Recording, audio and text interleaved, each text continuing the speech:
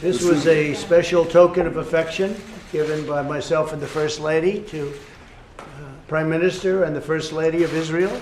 And it's a key, we call it a key to the White House, and it's a key to our country and to our hearts.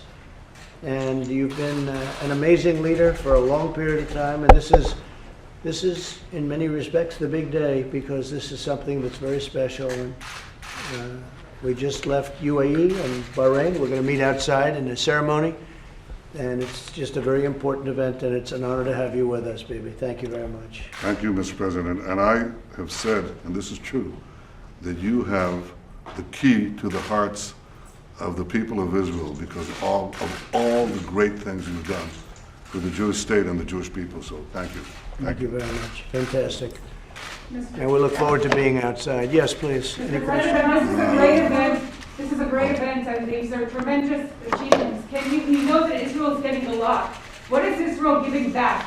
This is the Israeli press that wants to chip away at this.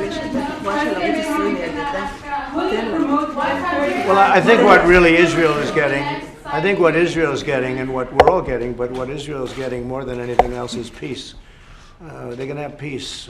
As you know, UAE, United Arab Emirates, is a great warring nation, a very powerful nation in the region, and they very much wanted to do this. Mohammed's a tremendous leader, like Bibi is a tremendous leader, and it was important to have them first, very early, and you know, the relationship is fantastic, and a lot of people are surprised to see it.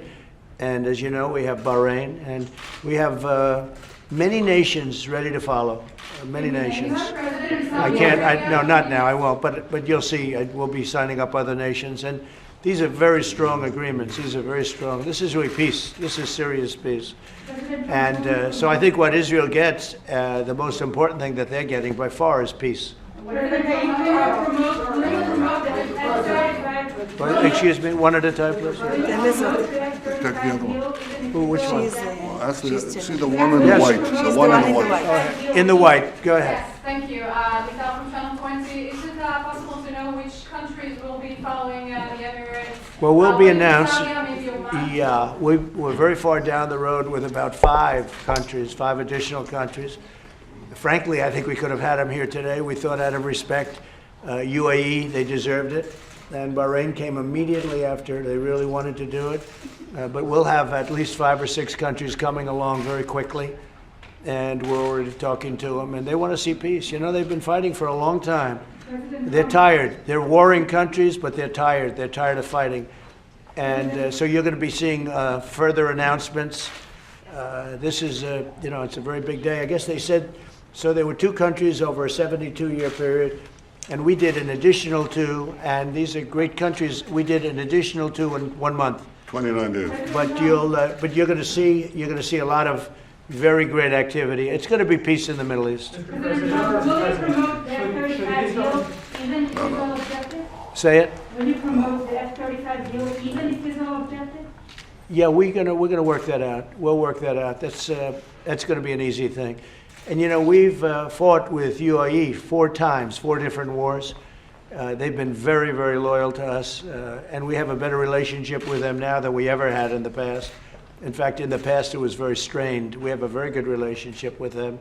Yeah, all of that works out. That's going to be very easy to work out. They'll be able to broker a peace deal between Israel and feel less Palestinians? isolated today than they were this last week? And Mr. Prime Minister, maybe you can answer that question as well. Well, I think Israel's not isolated anymore, because I can tell you we have the 2 countries, plus you had an additional 2, as you know, from many, many years ago. And now you have a situation where many of the countries, and I can actually say most of the countries, but many of the countries in the Middle East want to sign this deal. And I think when that happens, hopefully after the election, because I really believe Iran wants to make a deal. They've had a very tough time.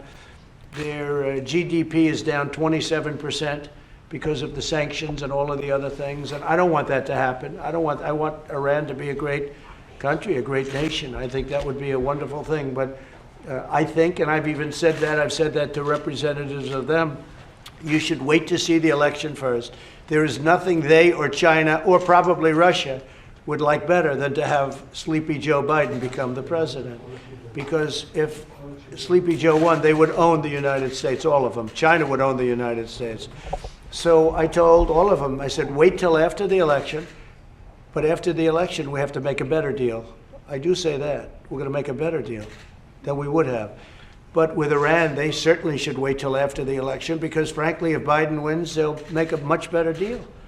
But I'm going to make a good deal with Iran. I'm going to make a deal that's great for Iran. It's going to get them back. We're going to help them in every way possible. And Iran will be very happy. Iran will be very rich and very quickly. But I think they should wait till after the election. You understand what I mean by that? Because a dream for those countries would be Sleepy Joe. Do you believe you will also broker a deal with the Palestinians? Say? Do you believe you will also broker a deal with the Palestinians? Yeah, I think they come along, and they're already, obviously, we speak to them. They've come a long way. We used to pay them $750 million a year when I got here, and I said to people that negotiated with them before, why did you pay when they treat the United States with such disrespect? They speak so badly, death to America, death to Israel. I said, we give them $750 million a year. I said, why didn't somebody cut off those payments? Well, we didn't think it would be appropriate. I said, well, I do. And I cut off the payments to them, as you know. But other countries give them money. You're dealing with very rich countries. And these countries are now all signing with us. They'll all be signed with us, all of them. I spoke with the King of Saudi Arabia. We had a great conversation. And I think positive things will happen there, too. He's a great gentleman. And the Crown Prince, we spoke with the Crown Prince. So we've made tremendous strides. And this is peace in the Middle East without blood all over the sand. I say it. Right now, it's been blood all over the sand for decades and decades and decades. That's all they do is they fight and kill people, and nobody gets anything. And this is strong peace, really strong peace. And it's a different way. We went in the back door, but I call it going in the very smart door. Mm-hmm. We went in the smart door, and we're getting people, and the Palestinians will absolutely be a member. I don't say that with any bravado. I just tell you the Palestinians will be a member at the right time. At the right time. Will they have a state of themselves and your peace? We're working a deal. We are talking to the Palestinians. At the right time, they'll be joining too. And as long as you're president, is annexation off the table? Is that something We don't want to talk about that right now, but that's working out very well and very fair and very good for the people that are coming in and for Israel. And again, Israel wants peace. And they're a great warring nation if they have to be. You see that. They have the best equipment. They have the best of everything. But they don't want this. After all of these years, even Bibi gets tired of war. But they've been, look, they're a strong nation, a strong power, a strong military nation. But they want to get on with their lives. Israel wants peace. They really want peace. And I give this gentleman a great deal of credit. He's done a great job. Thank you. Mr. President, I heard a question from one of the people here. Does Israel feel isolated? Heck no. We're breaking out to the entire world because we have a strong free economy, because we have a strong military, because we have a strong relationship with the President of the United States and the American people. And I can tell you that we have a strong relationship throughout the Middle East. The President intimated how many countries are waiting to join this circle of peace. Israel doesn't feel isolated at all. It's enjoying the greatest diplomatic triumph of its history. I think the people who feel isolated are the tyrants of Tehran because of the pressure that the president has applied on them, because of the resistance to this bad Iran deal. They are under pressure. And I hope they'll all come around. I hope everyone will come around to the circle of peace. But no, we don't feel isolated at all. Quite the contrary. I would say this, there's less isolation right now for Israel than there's ever been. I mean, today they would be less isolated than ever been. I want to just thank your great ambassador, Ron. Thank you very much. How do you feel about isolation? I think you're starting to see the light, huh? I can imagine what will happen when everyone's courting Israel if this is what isolation looks like. No, it's good. We love Israel, and I'll tell you what, I have great respect for the countries that have stepped up so beautifully. And you're going to see that in a little while. We're having a ceremony. And thank you all for being here. Thank you very much.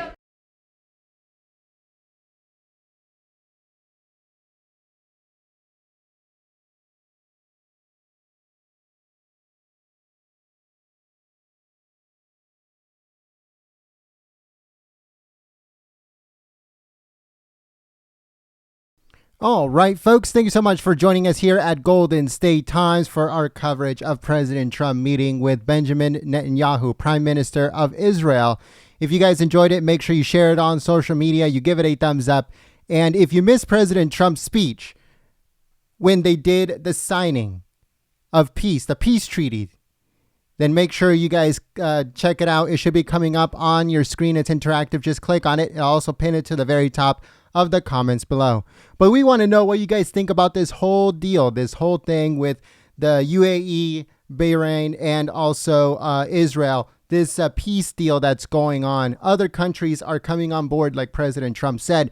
So let us know what you guys think in the comment section below. Give us your comments, your suggestions, your thoughts in the comment section below. Sound off in the comments. Don't forget to click the thumbs up button. And if you're new to the channel, we encourage you to subscribe and click that bell. If you subscribed right now, or you subscribed earlier today, or you've been a subscriber for a while, thank you so much and welcome to the underground.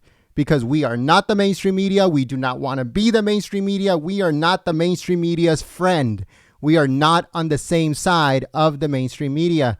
The mainstream media wants to lie about President Trump and what's going on right now. They want to twist what's going on right now. They want to make sure that President Trump looks bad and that everybody involved looks bad, instead of being happy about finally a president of the United States bringing peace. So we are not on the same side of the mainstream media. We're not on the same team of the mainstream media. We want to cover the president fairly and completely, 365, 24/7. So if that is the type of coverage that you want, subscribe and click that bell. And welcome to the underground.